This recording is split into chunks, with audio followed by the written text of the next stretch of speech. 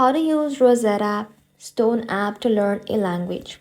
First of all, install Rosetta Stone and then open it up. After that, tap on login and then enter your email address and the password just like you did when you created your account. If you don't have an account, you can always create one inside the app. Once you have created your account, you can choose the language you would like to learn, and depending on what's available to your account, you can choose a subscription or start a free trial. When you are on the home screen, select your course and tap on Get Started to begin learning. Rosetta Stone will guide you through different activities designed to improve your speaking, listening, vocabulary, pronunciation, and other language skills. You can work through the lesson step by step and continue where you left off.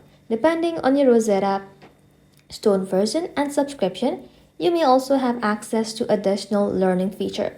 And finally, you can open your profile or settings to manage your account, subscription, and app preferences.